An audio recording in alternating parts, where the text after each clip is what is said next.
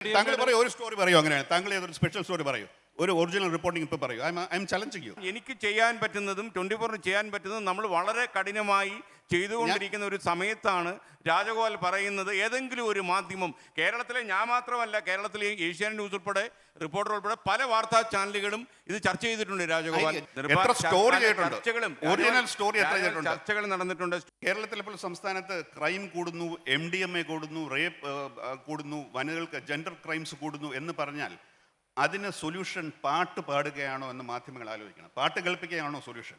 What is the root cause? ഇതിനെക്കുറിച്ച് ഗഹനമായ ഒരു ചർച്ച നമ്മൾ ഇന്ന് വരെ നടത്തിയിട്ടുണ്ട്. Who is behind all this? Where are children getting the money for this? എപ്പോഴെങ്കിലും have you ever blamed parents for this? ഇങ്ങനെയുള്ള കാര്യങ്ങൾ നമ്മൾ ചർച്ച ചെയ്യാൻ തയ്യാറ്. നമ്മളെപ്പോഴും വഴിയെ പോകുന്നു. പിണറായി വിജയനെ പള്ളു വിളിക്കുക എന്നുള്ളതാണ് നമ്മുടെ ഇവിടുത്തെ ഏറ്റവും വലിയത്, അല്ലെങ്കിൽ VD സതീശനെ ചീത്ത വിളിക്കുക എന്നുള്ളതാണ് നമ്മുടെ ഇവിടുത്തെ ഏറ്റവും വലിയ എൻ്റർടൈൻമെൻറ്റ്. പക്ഷെ നമ്മൾ പലപ്പോഴും വളരെ ഗഹനമായ കാര്യങ്ങൾ, വളരെ ദാരുണമായ ഒരു ആത്മഹത്യ അടുത്ത ഒരു ഉദ്യോഗസ്ഥൻ നടത്തുക. നമ്മളിവിടെ ചെയ്തത് എന്താണ്? അതിന് തീർച്ചയായിട്ടും നിരുത്തരപരമായ രീതിയിൽ ആ വനിത അങ്ങനെ സംസാരിക്കാൻ പാടില്ലായിരുന്നു, ഒരു വനിതാ നേതാവ്. പക്ഷെ അതിനെക്കുറിച്ച് വളരെ ഗഹനമായ, വളരെ സീരിയസ് ആയിട്ടുള്ളൊരു ഇഷ്യൂ ആയിരുന്നു. സൂയിസൈഡ് എന്നുള്ളത് കേരളത്തിൽ വളരെ വളരെ എത്ര ചാനലുകൾ ഇതിനെക്കുറിച്ച് ചർച്ച ചെയ്തു, എത്ര ചാനലുകൾ ഇത് ചർച്ച ചെയ്തപ്പോൾ താഴെ എഴുതി കാണിച്ചു, ഈ നിങ്ങൾക്ക് ഈ ടെൻഡൻസി, ഈ വാർത്ത കേട്ടതുകൊണ്ട് സൂയിസൈഡ് ഇൻസ്റ്റിങ്സ് നിങ്ങളുടെ ഉള്ളിൽ ട്രിഗർ ചെയ്യുന്നുണ്ടെങ്കിൽ please contact the help line എന്ന് കാണിക്കാൻ എത്ര ചാനലുകൾ കാണിച്ചു? എനിക്കറിയാം, ഞാൻ കാണാറില്ല. പത്രങ്ങളിൽ ഐ ഡിഡ് നോട്ട് സീ. ഈ വാർത്തകൾ എഴുതുന്ന പത്രം, ഇതെല്ലാം നമ്മുടെ മോഡേണിസം അല്ലെങ്കിൽ ആധുനികത എന്ന് പറഞ്ഞാൽ ഇതാണ്. അപ്പം നമ്മൾ ശൈലി മാറ്റങ്ങൾ ഉണ്ട് എന്ന് നമ്മൾ പറയുമ്പോൾ ശൈലികൾ നമ്മുടെ ടെക്നോളജിയിൽ മാറുന്നുണ്ടായിരിക്കാം, ലേഔട്ടിൽ മാറുന്നുണ്ടാക്കാം, പ്രിൻറ്റിങ്ങിൽ മാറുന്നുണ്ടായിരിക്കും. പക്ഷേ നമ്മുടെ ഭാഷയും നമ്മുടെ ആറ്റിറ്റ്യൂഡും ഇപ്പോഴും 18-ാം നൂറ്റാണ്ടിൽ, പ്രത്യേകിച്ച് പത്രഭാഷ, എനിക്ക് ചാനൽ ഭാഷ അറിയില്ല, പത്രഭാഷ നോക്കുകയാണെങ്കിൽ നമ്മൾ we are trapped in the 18th century. അതിന് ഏറ്റവും നല്ല ഇത് ഇന്നത്തെ പരിപാടികൾ എന്ന് കേരളത്തിലെ ഏത് പത്രത്തിൽ നോക്കിയാലും ഭഗവതി ക്ഷേത്രങ്ങളിലെ ഉത്സവങ്ങളും മറ്റും, കേരളത്തിൽ മറ്റൊന്നും നടക്കുന്നില്ലേ? രാവിലെ എണീറ്റോ നമ്മൾ ഭഗവതി ക്ഷേത്രത്തിൽ പോകണം ചെയ്യുന്ന എല്ലാവരും കേരളത്തിൽ. ഈ ഉത്സവങ്ങൾ, ഇന്നത്തെ പരിപാടി എന്ന് പറഞ്ഞാൽ കേരളത്തിൽ ഇതാണ് പരിപാടി, വേറെ ഒന്നും സംഭവിക്കുന്നില്ല എന്നാണ് നമ്മൾ മനസ്സിലാക്കേണ്ടത്. I am sure something else is happening. അപ്പോൾ ഇത് ഇങ്ങനെ ഒരു പ്രശ്നമുണ്ട് സാറിന്. എനിക്ക് സൂയിസൈഡ് ചിലപ്പോൾ ഞാൻ പറഞ്ഞു, എനിക്ക് തോന്നുന്നത് രാജഗോപാൽ TV ചാനൽ കാണുന്നില്ലല്ലേ പറഞ്ഞേ? കാണുന്നില്ല, അതുകൊണ്ടുള്ള കുഴപ്പം. അപ്പോൾ എനിക്ക് മനസ്സിലായി. അപ്പോൾ ഈ പത്രങ്ങളും രാജഗോപാൽ കാണുന്നില്ല എന്ന് പറഞ്ഞു. രാജഗോപാലിനെ ഞാൻ ഒരിക്കലും താഴ്ത്തിക്കെട്ടാൻ വേണ്ടി പറഞ്ഞല്ല. കാരണം രാജഗോപാൽ വളരെ പരിചയസമ്പന്നനായ ഒരു പത്രപ്രവർത്തകനാണ്, അദ്ദേഹം ടെലഗ്രാഫിലൊക്കെ വർക്ക് ചെയ്യുന്ന ആളാണ്. പക്ഷേ എനിക്ക് തോന്നുന്നു രാജഗോപാൽ, ഞാൻ പറഞ്ഞത് താങ്കൾ തെറ്റിദ്ധരിച്ചെന്ന് തോന്നുന്നു. അതായത് കേരളത്തിൽ ഈ മയക്കുമരുന്നിനെതിരായിട്ട് ടെലിവിഷനിൽ ഏറ്റവും കൂടുതൽ സംസാരിച്ചിട്ടുള്ള ഒരാളാണ് ഞാൻ. അത് രാജഗോപാലിന് അറിയുന്നില്ല.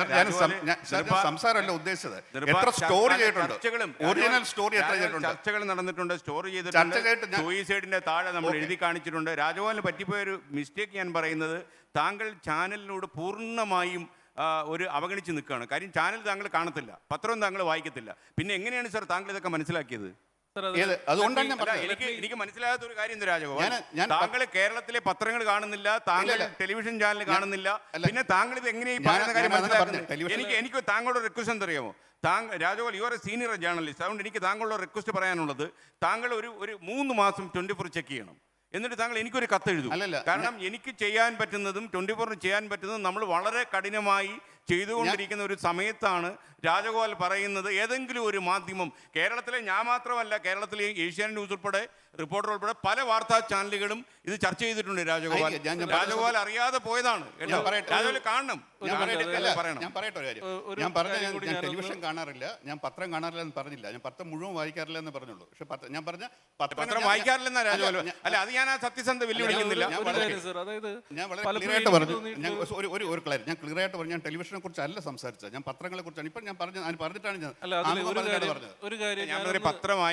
പത്രമായാലും ടെലിവിഷനിലായാലും ഞാൻ പറയുന്നത് നമ്മളതൊന്ന് മനസ്സിലാക്കിയിട്ട് പറഞ്ഞാൽ നന്നായിരുന്നു എന്ന് പറയരുത്. അത് ഞാൻ പത്രങ്ങളെ കുറിച്ച് മനസ്സിലാക്കി. താങ്കൾ പറയൂ, ഒരു സ്റ്റോറി പറയൂ. അങ്ങനെയാണ് താങ്കൾ ഏതൊരു സ്പെഷ്യൽ സ്റ്റോറി പറയൂ, ഒരു ഒറിജിനൽ റിപ്പോർട്ടിംഗ് ഇപ്പോൾ പറയൂ. I am challenging you. Tell me one ഡ്രഗ്സിനെ കുറിച്ച് ടെലിവിഷൻ, ഏഷ്യാനെറ്റോ ഏതെങ്കിലും ഒരു ചാനൽ ചെയ്ത് ഒരു എക്സ്പോസ് ചെയ്ത് ഇത് റൂട്ട് കോസ് എന്താണെന്നുള്ളൊരു സ്റ്റോറി ചെയ്ത് I am asking you let me know. Rajagopal നമ്മൾ ചെയ്തിട്ടുണ്ട്, നമ്മൾ എൻകൗണ്ടറിൽ ചെയ്തിട്ടുണ്ട്. ഞാൻ രാജഗോപാൽ ഞാൻ അയച്ചു തരാം. താങ്കൾ എന്നോട് ടൈം ഔട്ട് ടെലികാസ്റ്റ് എനിക്ക് പറയാം, അയച്ചു തരാം, തീർച്ചയായിട്ടും അയച്ചു തരാം. ഉള്ളതുകൊണ്ട് ഞാൻ ഇത്രയും ആൾക്കാർ കാണല്ലേ പറയുന്നത്. ഈ ചർച്ച ചെയ്തിട്ടുണ്ട് എന്നതുകൊണ്ട് തന്നെയാണ് ഞാൻ പറയുന്നത്. Exclusive report exposing the problems. ഞാൻ പറഞ്ഞ കാര്യങ്ങൾ, അതായത് റൂട്ട് കോസ് എവിടെയാണ്, ഇതിന്റെ എവിടെ നിന്നാണ് തുടങ്ങുന്നത്, who is funding this drug mafia in Kerala, I'm sorry guys, please. I mean, I need to put my foot down. ഇതിൽ പലപ്പോഴും എനിക്ക് തോന്നിയിട്ടുള്ളൊരു കാര്യം, ടെലിവിഷൻ അല്ലെങ്കിൽ പ്രിന്റ് മീഡിയ ഒരു അറസ്റ്റ് MDMA രേഖപ്പെടുത്തിയതിന് ശേഷം ചെയ്യുന്ന സ്റ്റോറികളുണ്ട്. പക്ഷേ 2023 കേരളത്തിലെ ഏറ്റവും വലിയ MDMA സീഷർ നടന്നിട്ടുള്ള ഒരു മദർഷിപ്പ് കൊച്ചിയിൽ നിന്ന് ഹാജി സലീം മസ്താൻ ഗ്രൂപ്പിൻ്റെ ട്രേഡ് മാർക്ക് ഷിപ്പുകളാണത്. അതിനകത്തുള്ള ചാക്കിൻ്റെ മുകളിൽ അവരുടെ ഈഗിളുടെ സൈന്, അങ്ങനെ കുറേ ചിഹ്നങ്ങളോട് കൂടി ആ ഷിപ്പ് വന്നത്. ഇറാനിൽ ഉത്പാദിപ്പിച്ച കഞ്ചാവ് പാകിസ്ഥാനിലെത്തി, അവിടുന്ന് രാസലഹരി പാകിസ്ഥാനിലെത്തി, അവിടുന്ന് കടപ്പുറം വഴി കൊച്ചിയിലെത്തുകയാണ്.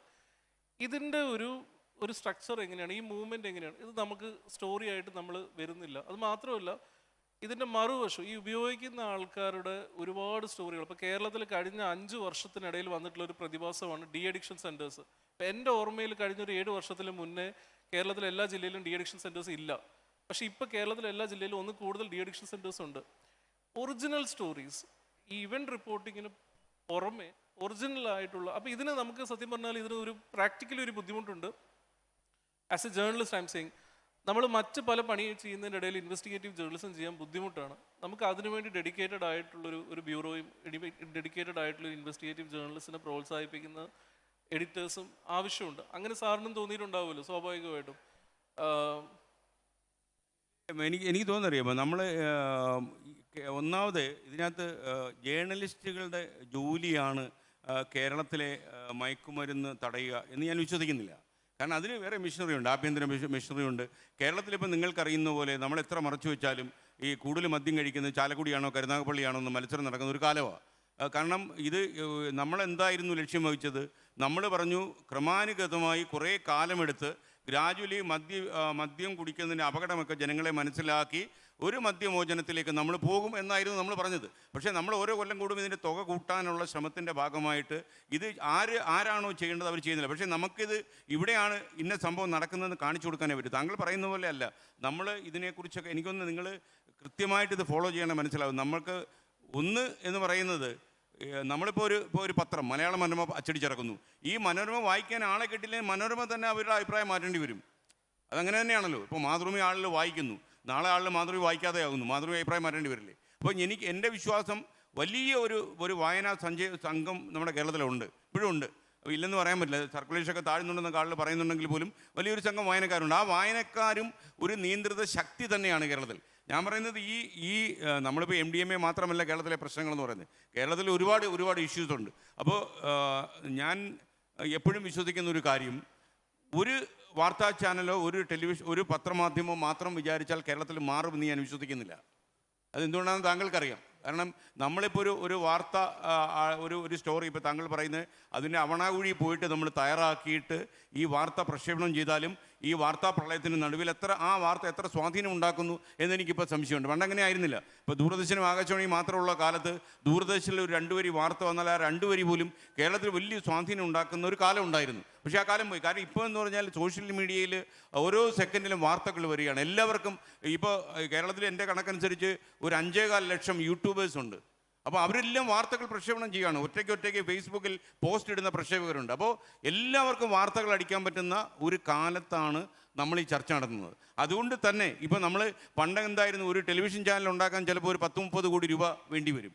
ഇപ്പോൾ 3 രൂപ പോലും ഇല്ലാതെ നമുക്ക് ഫേസ്ബുക്കിൽ ഒരു പോസ്റ്റ് ഇട്ട് നമുക്ക് നമ്മുടെ പ്രതിഷേധം രേഖപ്പെടുത്താം, നമ്മൾ ശരിയായ വഴിയാണെങ്കിൽ. അത്രയും ഡെമോക്രാറ്റൈസ് ചെയ്ത ഒരു കാലത്താണ് നമ്മൾ ജീവിക്കുന്നത്. അപ്പോൾ നമ്മൾ ഇത് കേരളത്തിലെ 10-40 ടെലിവിഷൻ ചാനലുകൾക്കോ അല്ലെങ്കിൽ ഇത്രയും പത്രങ്ങൾക്ക് മാത്രമാണ് ഈ ചേഞ്ച് ഉണ്ടാക്കാൻ പറ്റുന്നതെന്ന് ഞാൻ കരുതുന്നില്ല. കാരണം അങ്ങനെയാണ് സ്ഥിതി. മാധ്യമങ്ങൾ മാറ്റം ഉണ്ടാക്കുമെന്ന് ചോദിക്കുമ്പോൾ അതിൻ്റെ മറുവശം, നമ്മൾ ഈ മാറ്റം ഉണ്ടാക്കാൻ വേണ്ടിയിട്ട് അല്ലെങ്കിൽ പബ്ലിക് എങ്ങനെ ഇത് സ്വീകരിക്കുന്നുള്ളതിൻ്റെ അടിസ്ഥാനത്തിൽ സ്റ്റോർ ചെയ്യുന്ന പോലെയാണ് സാറ് പറയുന്നത്. ചെറിയ കുട്ടികളെ പച്ചക്കറി കഴിപ്പിക്കാൻ വലിയ ബുദ്ധിമുട്ടാണ്, അതുകൊണ്ട് ആരും അവരെ പച്ചക്കറി കഴിപ്പിക്കാതിരിക്കുന്നില്ല. There is a need. അതുകൊണ്ടും കൂടിയാണ്. പക്ഷെ എനിക്ക്